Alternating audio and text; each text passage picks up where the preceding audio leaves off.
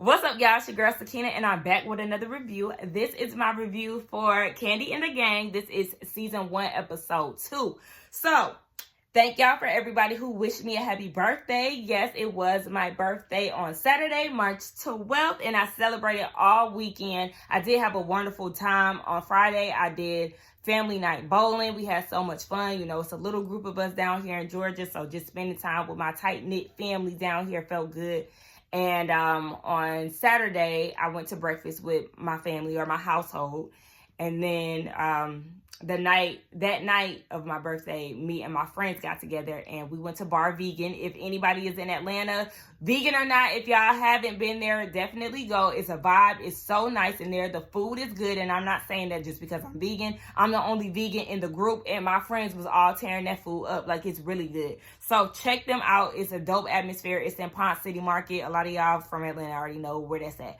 Anywho, oh yeah, and then on Sunday, one of my friends threw a little gathering for me at his house. So I had a booked weekend. It's still not over with. The month of March is going to be busy for me. I'm going out of town for a day on Saturday, and then the next Saturday, I'm going to be booked too. So a lot of these reviews are probably going to be delayed. I know some of y'all probably wondering where Married at First Sight is at, and child, let me tell you right now, I don't know if I'm going to get that out to y'all, and that's because I tried to review it the day before my birthday festivities kicked off on Thursday, and I just couldn't get into it. I watched the hour of the show, and at that point, the cast just started irritating me. I started getting distracted, and I know that this is an episode that caused a lot of conversation, but I just couldn't get into it. I can't even tell y'all what happened outside of the first hour because I haven't completed the episode yet. So I don't know if I'm going to give y'all that review or not. That's still up in the air. I'll probably finish watching it and give my thoughts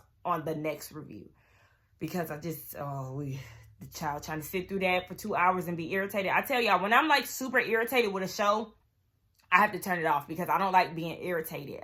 It doesn't sit right with my mental, y'all. So anyway, let's go ahead and get into Kandi and the Gang. I did all that talking. We 2 minutes in and I didn't even talk about the review yet. So yes, let's go ahead and get into them. The episode opens up with Kandi's cousin / godsons, Melvin and Patrick. We already got introduced to Melvin on the first episode, but we kind of got a little bit more into his life this episode. We see that him and Patrick, they live together. They actually live right behind OLG, which is crazy to me, but yeah, they live there. Melvin is the kitchen manager, and baby, he said, look, if it wasn't for Kandi, he would have been out of there a long time ago. He put up with a lot of stuff that he really wouldn't normally deal with. He's overworked. We see that Todd was going off on him about, I guess, him picking up the slack or whatever, picking up the pace in the kitchen or something along those lines.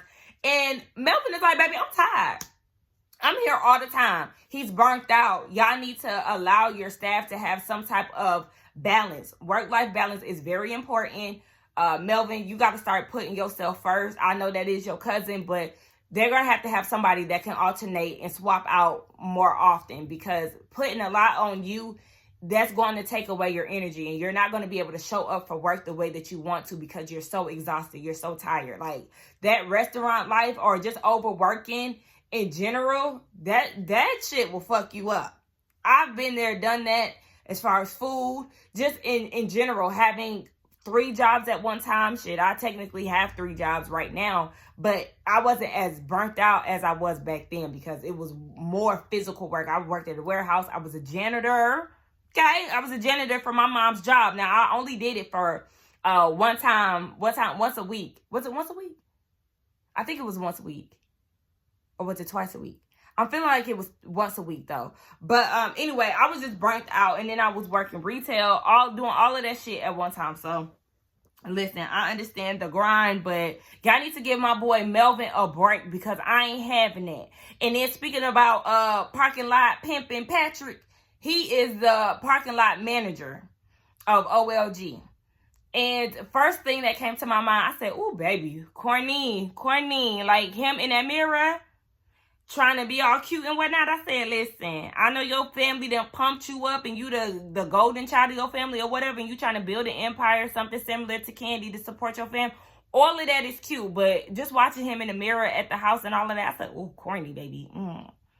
Then he started telling us about his girlfriend, Safari. She's beautiful as hell. He is a reformed hoe, but child, we'll see. Anyway, enough of them. Let's get into Dom and Brandon. Remember, Brandon asked her on a date, so they went on a date. And they really didn't talk about too much. I mean, they talked about Virgos and signs that they've dated, and then they start giving off this sexual energy towards each other. But Dom got into the conversation of what she wants to do. She really wants to leave OLG to pursue her business or her dancing dreams. And I'm like, girl, go for it. I don't understand why you allowing a bartending position to hold you back from what you really want to do. You already have exposure. I was on her Instagram. She danced for Rick Ross. She danced for Meg Thee Stallion. That's what she told us last week. Like, sis could dance. She even was a part of the Dungeon tour. I think that's amazing. Sis got a banging body. She's beautiful as hell. You can dance. You're talented, Dom. Don't let this bartending position hold you back and set your growth, boo. Okay? Now, one thing about Brandon, I did like when the producers asked what it is about her that he liked. I like the fact that he didn't say, oh, she got a big booty. She did it. It wasn't physical features. He said that she was charismatic and that he liked the way that she carries herself. I really love charismatic people. Just the way that they talk so effortlessly, like just the personalities, like all of that. Like, I just love charismatic people. They're a joy to be around. For me, Dom looked real hot in this scene. I said, girl, either you high or drunk as hell. Because I know when I'm drunk as hell, I look high, but I'm not. So she was either or, child. At the end of the day, Brandon tried to kiss her, and she gave him the swerve of his life. Like, no, sir. Okay? I do not kiss men on the first night, on the first date. Kissing me as a prize, baby. Get the fuck right. I said, I know that's right. I like the fact that Dom is trying to feel it out first before diving head first. Because it's like, he probably thought that she was going to be okay with him kissing her. And she let it be known, baby, this is not that. I got to feel you out first before we can even go into all of that. And I appreciate that. I told y'all I was going to like Dom. One, like I said, I do like charismatic people. And I told y'all last week that I felt like I was going to like her out of everybody. It's just something about sis that I'm really feeling. Like, shout out to my girl, Dom Unique. Moving on, Dom Chandrilla and Torin, they meet up at his house. And Dom, sister girl, let me tell you, black people eat charcuterie boards, okay? Just because you black, that don't mean you don't like a little raw piece of carrot, broccoli with a little ranch dip. Child, they bring a fruit tray and a veggie tray at all the baby showers. All the baby showers, there's a veggie tray in attendance. Don't act like y'all don't be fucking it up and drenching y'all raw veggies and ranch. Girl, enjoy your little cold cut and raw carrots. Stop it. Torin lets the girls know that he did not get paid for the reunion setup. Why? Why? Y'all should have been talking about that amongst the first conversation. Baby, yeah, so how much is that going to be? How much y'all going to pay me for this? Because baby got a U-Haul truck. He got the furniture. He did that for free. He wants to know if Dom is dating. And Dom is like, baby, I don't even need to know about what me and Brandon got going on. Because I don't even know if he the one. So I ain't even ready to tell y'all about all of that. I said, I know that's right. Yet again, my girl Dom for the win. Moving on to Aunt Bertha and Melvin. That's his grandma. So he came and visited his grandma to see what was going on. But what I wanted to know what was going on was this mac and cheese. Baby, did y'all cook that with vegan cheese? Because the shit wasn't melted. Did y'all get the Great Value brand at Walmart? Like, what was going on with that cheese? Y'all should have got some Sargento, something that was going to melt. Because this right here is not giving baked mac and cheese with the crust on it. It's crusty, all right, but not... but not the type of crust that we want, bitch. I was like, what was going on? Melvin, let me find out you're responsible for the salty food that the people be talking about in the reviews. Ooh-wee, baby. But anyway, Melvin said he does nothing but work. He pretty much worked his way up to the kitchen manager position. He started off as a dishwasher. Kandi put him through culinary school, which I think is amazing. I was just telling my mom earlier just how much I love chefs. I mean, she already knows that because I used to want to be a chef as a child. Fun fact about me, if anybody doesn't know that, I fell in love with Food Network like in the 2nd, 3rd grade, and I was obsessed. Like, I guess you would say old school to me, this old school Food Network. Rachel Ray, 30-Minute Meals, Sandra Lee, the semi homemade cooking, Emerald Lagasse, Martha Stewart. Like, I really used to go up for the Food Network, and I still do. Like, I just love watching chefs cook because it's just the creation, them being creative, thinking on their toes. Like, I love watching Top Chef and shit like that. It's just, I love watching people cook. It's just an amazing sight to see. Anyway, before I get too into that, Todd, start acting as if it was a problem that Kandi put her cousin through culinary school. This is the type of stuff that you would want out of a successful family. Like, if there's somebody in the family that can help pay your way or help you get to where you want to be, why not? It don't seem like he's taking advantage of that. If anything, y'all taking advantage of that by overworking his ass. Like, I don't know. It just, I was looking at Todd like, not too mad because she didn't put him through school. And if she did want to pay for the whole thing, that's her money. She can do that. That's her family. She can do that. What's wrong with helping a family member get a higher education or helping them with their career path? Like, ooh, Todd, shut up. So they're on FaceTime, Melvin and Bertha and Kandi. They start talking about Kim, who is Aunt Bertha's daughter. She used to work at OLG as well, but then she stopped working there. Now, the issue was Mama Joyce had done cussed her out because when Kim left, she wanted to ask the other people, who's coming with me? You know, those type of things. Like, I'm leaving. I'm walking out. Who's coming with me? I don't know who walked out with her, but sis was on her way. And Mama Joyce ain't like that. And to be honest, as a family member, I wouldn't want somebody in my family to do that either. Because it's like, damn, okay, if you want to walk. But don't be trying to really fuck up my business by having other people do a walkout on me too. Like, okay, girl, I would feel some type of way. It's definitely weird. So then we get down to Brian and his first day at work. First day back at OLG. And Brian is hilarious as hell, honey. I mean, I be distracted by that headband that he be putting on his head. And y'all don't mind my hair because it damn sure look. I ain't feel like trying to slick that shit back down today. But anyway, that headband that he be wearing, sir, it does get fresh out of the 80s with the curls on the top. All you missing is a leotard and some leggings, some tube tops. How am I talking shit about somebody and fucking it up? Tube tops and I'm still getting it wrong. Tube socks and sneakers. Y'all, I'm sleepy. Okay. But y'all see Auntie Nora trying to rush him into whatever he was supposed to be doing. I said, oh, she ain't playing, y'all. You better go ahead and get to work. She said, find the manager, baby. Get to getting. So the OLGs, they really do love him. It was funny as hell when Brian went downstairs and said, what's up with this floral arrangement, baby? It's giving funeral home. And it definitely was. The L was all crooked and shit. Like, y'all need to get this together because in our reality, this shit is not cute. Y'all got these plain white walls in this room right here. Like, y'all need to revamp this. And the funny thing is, remember last episode, they was like getting that together and Todd was like, oh, this is nice, let me take a picture of it. So it's given that this is something new that they just recently added, but truth be told, they need to put that shit down because it just doesn't look good with that plain white wall. Like, and they have 4 tables in that room. Like, I don't know, this just wasn't cute to me.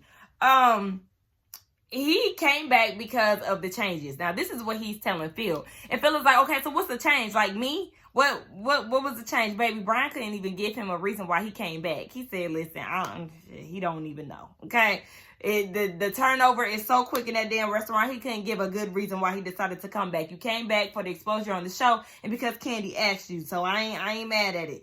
Anyway, I love the way that he was interacting with the customers. Like, he's funny. Like, he's joking around with them. You know, if that may not work for everybody's personality, but it would for me. If I was to go in there, you know, we would have a key and all of that. So, shout out to him. Now, they said that his favorite saying is hold your mule. The first person I thought about was Auntie Tab with the Brown. She says that a lot, too. Chandrilla, she invites everybody out that night to Siva's. out for drinks. Phil ain't going, baby. We already know that. Brian called him an asshole in his confessional, but he said he fine as hell. I said, I know. Phil is definitely handsome as hell, but he is a stick in the mud, child. Speaking of Phil, let's get into his personal life, okay? We get introduced to his boyfriend, Felipe, and Felipe is very handsome as well. They make a beautiful couple. He is from Brazil. He was visiting Atlanta one day, and they kept locking eyes across the room. I said, where is that energy for me, okay? I had it happen one time when I was at work. This dude was eyeing me. We ended up going on a date, but he was crazy. So, yeah, like, can I get one of them? Like, you peeped me from across the room and we out of eye and you asked me for my number. That's not my experience, so let's just move on. He said that he was stressed at work. You know, the staff and things like that, they think that he's mean. Baby, you mean. I'm gonna tell you a little mean. But we're going to get more into you later on. Because, baby, you was hard out. He did share that he lost his mom a year ago. But she always said that he was a born leader. And that could potentially be the reason why he is like that. Probably because he lost somebody that was so close to him. I know that he said that he's always had this, you know, this leadership way about him. But maybe the loss of his mother has kind of put him in this particular space. But he said that it is important for him to know what's going on with OLG because he's trying to figure out what's the issue. He is an entrepreneur and he does plan to own his own restaurant at some point. And I feel like he got what it takes to run a successful restaurant. I just would be interested to see how he could turn over OLG and improve it for the better, because it's like the staff acts like they want improvement, but it's like, okay, when you got somebody here who is trying to make a change, y'all not getting information. So, y'all part of the problem, boo. Anywho, speaking of them, the co-workers, they meet up at Seba's. I've been there before. It's a cool little, you know. Actually, we were supposed to go to Seba's when Scotty was here. Shout out to Scotty by Nature. Bitch. Josiah said that Scotty and Phil look alike, and they really do. I don't know if y'all follow Josiah on Instagram. I don't know. Did he put it on Instagram? I think he put it on Instagram. Josiah's World TV. Y'all already know him. Shout out to my boo. But he did do a side-by-side picture of Scotty and Phil. And, baby, they definitely look like they could be brothers. No lie. But we supposed to go to Seba's when Scotty was here. But they wanted to charge us. I don't know why $300 is coming up in my head. It could have been $300. It was like a lot of money for us to come in there. And I'm like, Seba's? Y'all seen that scene of where they was at Seba's? You want me to pay how much money to get up in there? Baby, we called it a night. I'll see y'all tomorrow, because what we not doing is this for no little ass Seba's. Anyway, unless it's Seba's in Kennesaw. Now, anybody in Atlanta been to Seba's in Kennesaw? Oh, baby, that's the place to be. Skip the one in Midtown and go to the one in Kennesaw. Now, I don't go out to Kennesaw because ain't nothing out there for me. But I did recently, last month, actually, get invited to go out to Seba's. And, but when I tell you we turned the fuck up in there, it was giving club. It was giving surprise. It was niggas everywhere. It was like black people. I was not expecting that out of Kennesaw. But you know what? We had a good time. So anybody in Atlanta, if you ain't never been to Seba's in Kennesaw, go ahead and experience it, boo. You're going to have a good time. Anyway, we talking about, Chandrilla talking about she the leader of the group. Girl, like, it's just her mentality. Like, girl, like I told y'all, she want to be that girl. She want to be the leader of the pack. She wants to be hazing the new people and all of that. Don't nobody got time for that. You 31. Torin and Brian, we learned that they messed around, but they never actually got down and dirty, because according to Brian, Torin is packing. He said that thing out chill. I said, okay, he has an obsession with Torin's peen, by the way. He mentioned it like 3 times in this episode. I said, Brian, I mean, do you still want the peen? Because, I mean, you ain't have to let us know so many times that his thing is big. Like, not his thing is big. But shit, yeah, we ain't need to know all of that so many times. One time is enough, boo. It's giving that you still want to sit on it. Word to Jazz and Ari. Anyway, Brandon shows up and Chandrilla is trying to get him to sit next to Dom. And this is making Dom upset because she's like, stop trying to blow my spot. Like, I'm trying to be low-key with this. Like, girl, simmer down. And I was with her because, I mean, he sat where he sat. So let him be where he was at. Anyway, Patrick and Chandrilla, we learned that they used to have a situationship. It lasted for like 4 months. Child, they showed surveillance of them coming out the cooler.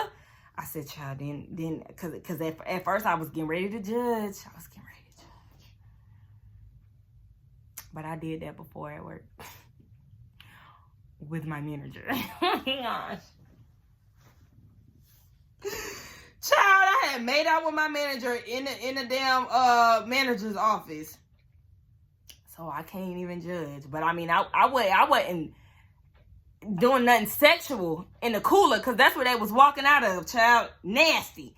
Anyway, she said that Patrick is inexperienced, and Patrick started talking about his girlfriend and how she does teeth whitening, body sculpting. You know, he just promote her business.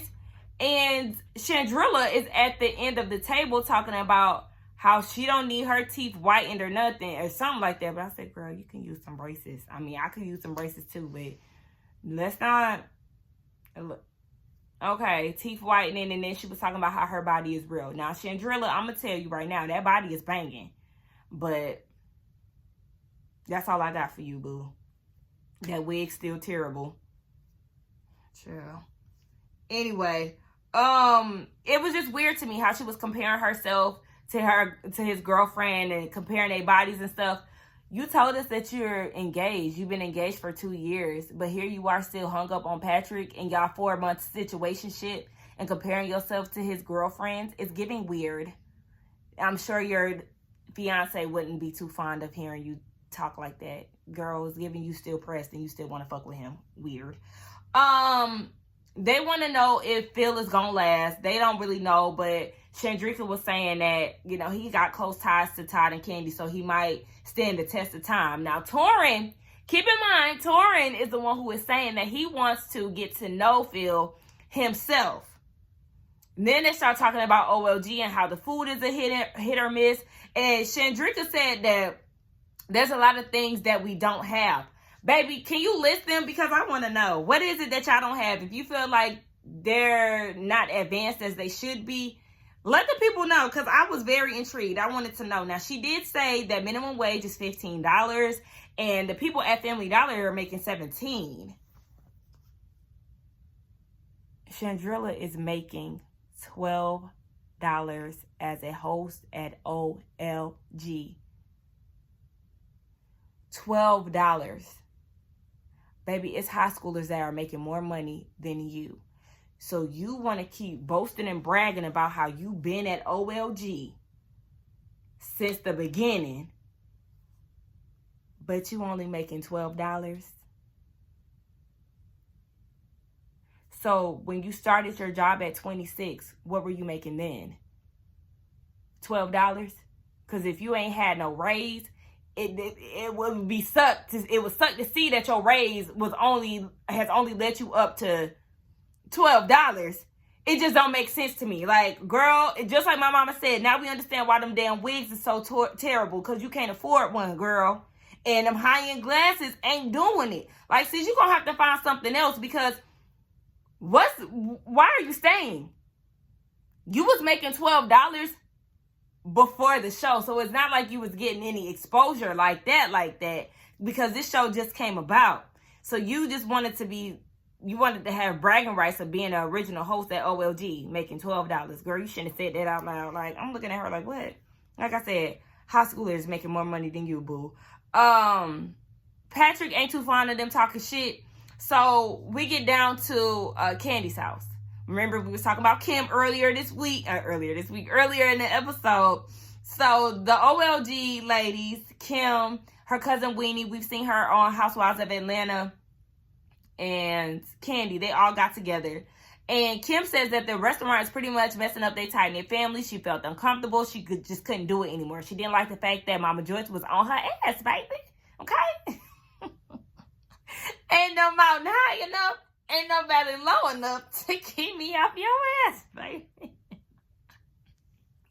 So then she said that Mama Joyce had made a Facebook page. I mean, a Facebook post, and she was like, "Hold on, let me get the Facebook post out. I know exactly where it's at. I know exactly where it's at. Do y'all see these long scrolls?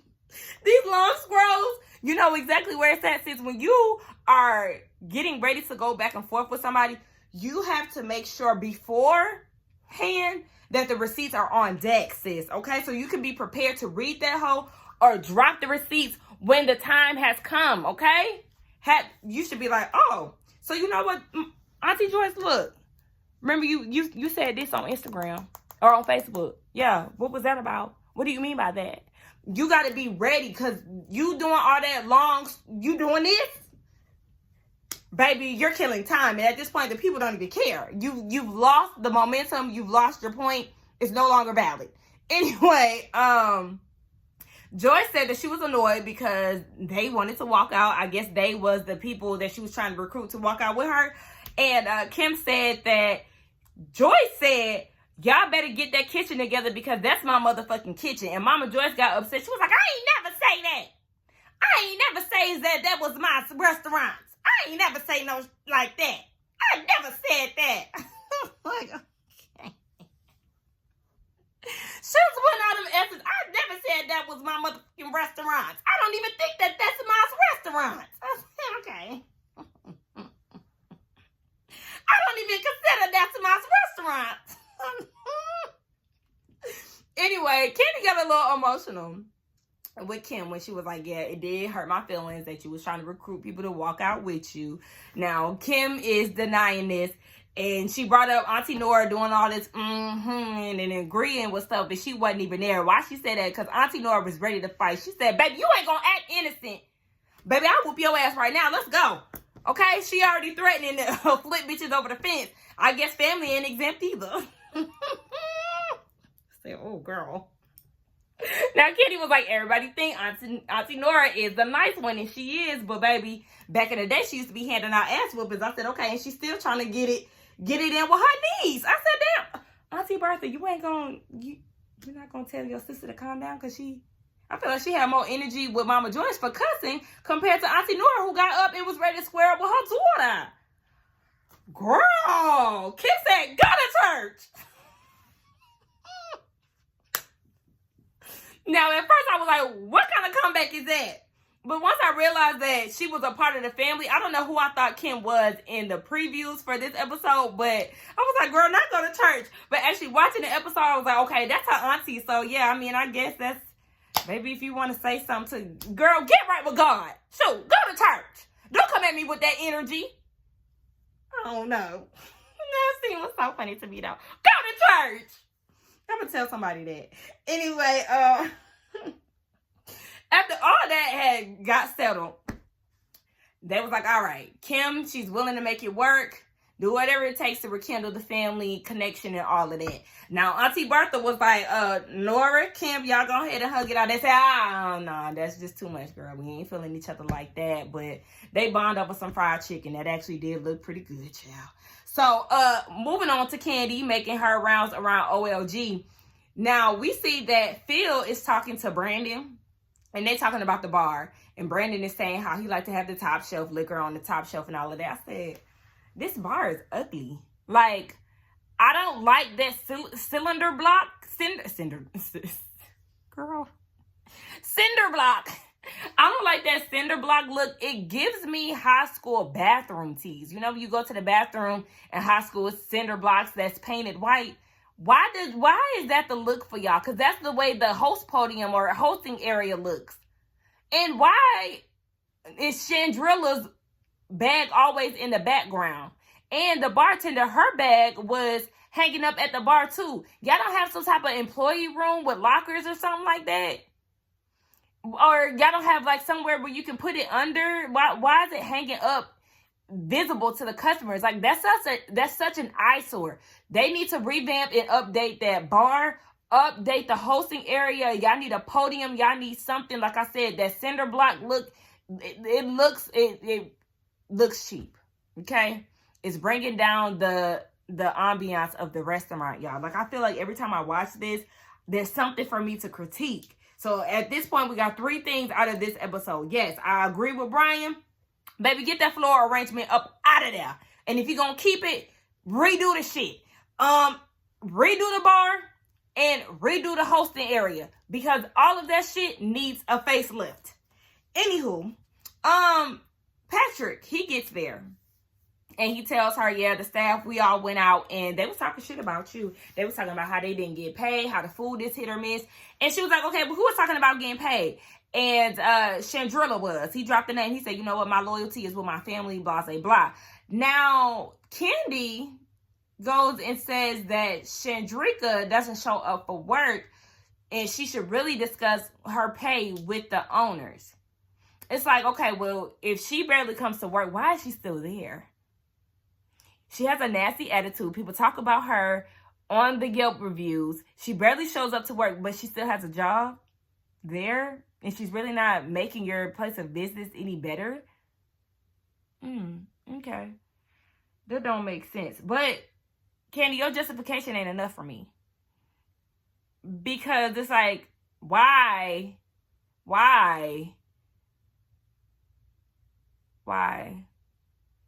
Either y'all being cheap and don't want to pay y'all folks, or the restaurant is not making enough money to raise the wages. Because when you think about it, remember Rashard said that he is coming on to OLG from Blaze, but he's making less money. So that's making me think that maybe they just can't afford to give out any additional wages or give out any raises. Like, I mean, that's still crazy. But if y'all decide to stay there at y'all grown ages, then baby, I don't know what to tell you. Because Chandrilla, baby, you ain't getting tips. So it's different for a bartender or a server. And oh yeah, I totally forgot to even mention that. The reason why Brian is being a server versus a bartender this time is because of his sobriety. Back when we were quarantining back in 2020, he realized that he has a drinking problem and it was not looking too good for him. So he's trying to change his ways and improve for the better. And, you know, I like the fact that he acknowledges it and is trying to, you know, gain back his power. So shout out to Brian for that.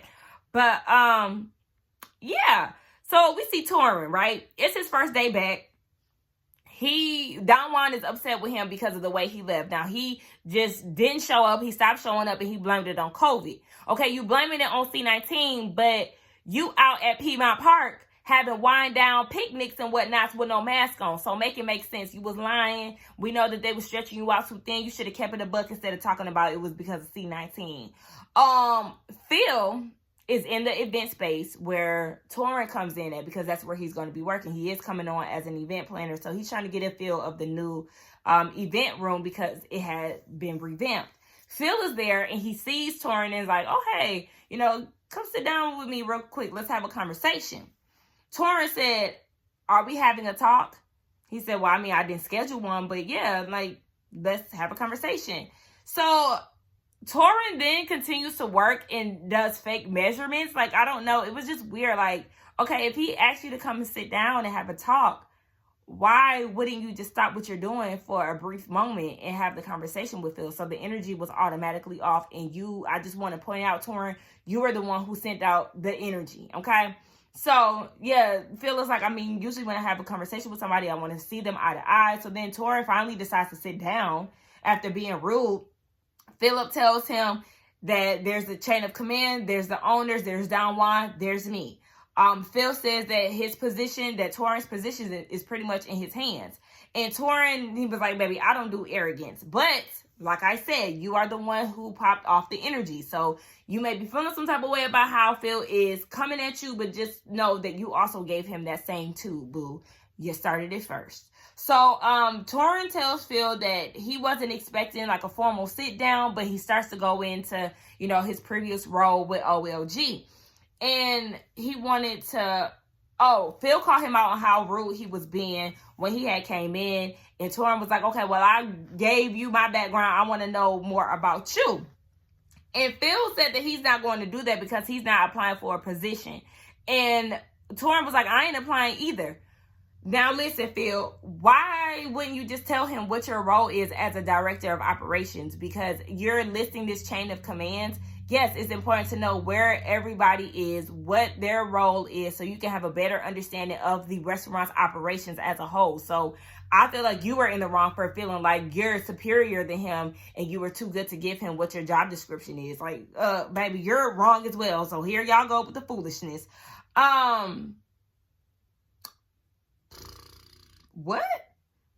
I don't know what I was writing, but Phil pretty much already knows that he has this preconceived notion, that Torin has this preconceived notion of him based off of the other staff and what they've said.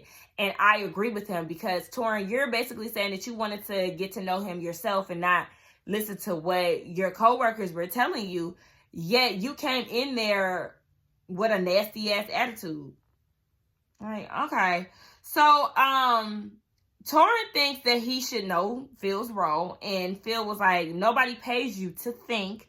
You're an event planner. Stay in your lane. And baby, Phil, you're wrong. You're wrong. You're wrong. You're wrong. You need to stop talking to your staff members like this, because you are hard up. You are sticking in the mud. It would definitely be hard to work with you with that attitude of you thinking that you're better than everybody and not talking to them as if they're your equal. You have to have some type of respect for your staff, because this is going to make them not respect you and not want to do a bitch ass thing for you. And that is going to further damage the restaurant that you're trying to build back up. Child, all y'all got nasty ass attitudes, with the exception of my girl Dom and Brian. Brandon, he fine, he too. Wait a minute, let me get this out real quick. I'm not saying he's fine. He is a nice looking guy. Erica De Niro TV said that he looks like Ace Boogie. Damn, I can't think of his name right now, and it's right there. Wood Harris. And he definitely does look like he could be his brother. By the way, before I get off of this thing, that whole little confessional look that everybody is wearing, that little filter that's making everybody look beat and bronze down, that's not a good filter. I'm gonna need y'all to get rid of that.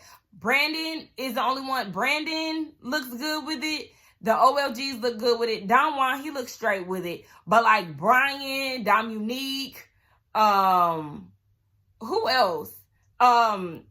Patrick, baby, that filter is doing y'all no justice. Y'all here looking real crazy. And production, I'm gonna need y'all to get rid of that filter, because it's no good. Anyway, this review is long as hell, longer than I expected. But let's get down in the comments and talk. Y'all let me know what y'all thought about the review along with the episode. Don't forget to like, comment, and subscribe to my channel. And I will see y'all in the next one.